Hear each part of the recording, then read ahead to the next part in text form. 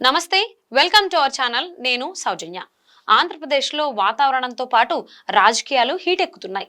ఎన్నికల దగ్గర పడుతున్న సమయంలో జగన్ పాలనపై విమర్శల డోసు పెంచారు టీడీపీ అధినేత చంద్రబాబు. టైం నువ్వు చెప్పినా నన్ను చెప్పమన్నా, డెవలప్మెంట్ పై ఎప్పుడైనా ఎక్కడైనా చర్చకు సిద్ధమంటూ సవాల్ విసిరారాయన. ఇప్పటి వరకు మీడియా ప్రశ్నలకు సమాధానం చెప్పడానికి ముందుకు రాని సీఎం జగన్ చంద్రబాబు సవాల్కి జవాబిస్తారా లేక సకల సలహాదారు సజ్జల నోరు పారేసుకున్న నాయకులను ఉసుగొల్పి ఊరుకొంటారా?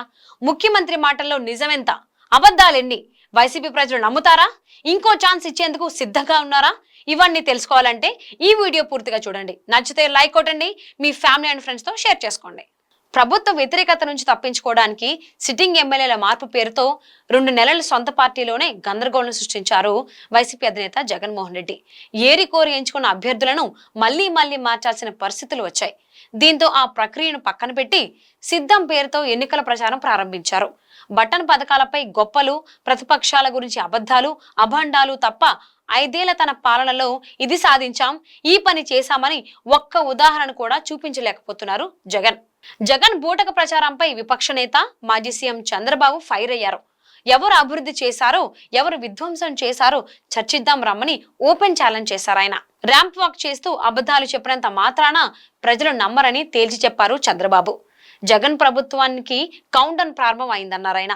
టీడీపీ అధినేత ఛాలెంజ్ కి సొంతంగా సమాధానం చెప్పడానికి అంత విషయం లేదో, ఓపిక లేదో గాని సకల సలహాదారు సజ్జలను ఉసిగెల్పారు సీఎం జగన్. ఆయనైనా ప్రతిపక్ష నేతకు ధీటుగా సమాధానం ఇస్తారేమో అని వైసీపీ నేతలు ఆశించారు. కానీ సిద్ధం సభలో పార్టీ అధినేత చెప్పిన అబద్ధాలనే మరోసారి రిపీట్ చేశారు సజ్జల. తమ ప్రభుత్వమే అధికారంలో ఉందనే విషయం మర్చిపోయి విపక్ష నాయకుడి మాదిరిగా చంద్రబాబు ఏం చేశారో చెప్పాలని డిమాండ్ చేశారు ఆయన. జగన్ ప్రభుత్వ సలహాదారు మాటలు విన్న వాళ్ళంతా ఆయన చంద్రబాబు సీఎం అనుకుంటున్నారేమో అనే అనుమానం వ్యక్తం చేశారు. అనంతపురం జిల్లాలో కియా కార్ల ఫ్యాక్టరీ ముందు సెల్ఫీ తీసుకుని మరీ జగన్ సర్కారును ఛాలెంజ్ చేశారు టీడీపీ యువనేత నారా లోకేష్.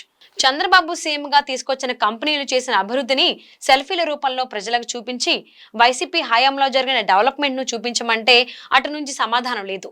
ఏదైనా పని చేసి ఉండే చూపించే వాళ్ళేమో దోచుకోవడం, దాచుకోవడం తప్ప ప్రజలకు పనికొచ్చే ఒక్క పని కూడా చేయకపోవడంతో తేలికుట్టిన దొంగల్లా సైలెంట్ గా ఉండిపోయారు తాడేపల్లి ప్యాలెస్ పెద్దలు. చంద్రబాబు ఆలోచనల నుంచి పుట్టిందని ఒకే ఒక్క కారణంతో అమరావతిని నాశనం చేసిన జగన్ గ్యాంగ్ 3 రాజధానుల పేరుతో 5 ఏళ్లు కాలక్షేపం చేసి ఏపీని రాజధాని లేని రాష్ట్రంగా మిగిల్చారు. జగన్ పాలనలో డెవలప్మెంట్ గురించి చెప్పుకోవడానికి ఏమీ లేదు. ఆ విషయం ఒప్పుకోలేక చంద్రబాబు ఏమీ చేయలేదు, తెలుగుదేశం ప్రభుత్వం వలన ఎవరికీ మంచి జరగలేదంటూ అబద్ధాలు చెబుతూ ఆనందిస్తున్నారు వైసీపీ అధినేత. ఎవరు ఏం చేశారు, ఏం చేయలేదు అనేది ప్రజలకు బాగా తెలుసు. జగన్ శ్రేయోభిలాషి, ఆయన కోసం మీడియాలో వకాల్తా పుచ్చుకొని మాట్లాడే మాజీ ఎంపీ ఉండవెల్లి అరుణ్ కుమార్ కూడా వైసీపీ పాలనలో ఘోరంగా విఫలమైందని ఒప్పుకున్నారు. చంద్రబాబు సీఎంగా ఉండగా బస్సులు పెట్టి మరీ జనానికి పోలవరం ప్రాజెక్టు చూపిస్తే జగన్ పాలనలో పోలీసులను పెట్టి ఎవరిని పోలవరం దరిదాపుల్లోకి వెళ్ళనివ్వడం లేదని చెప్పారు ఆయన.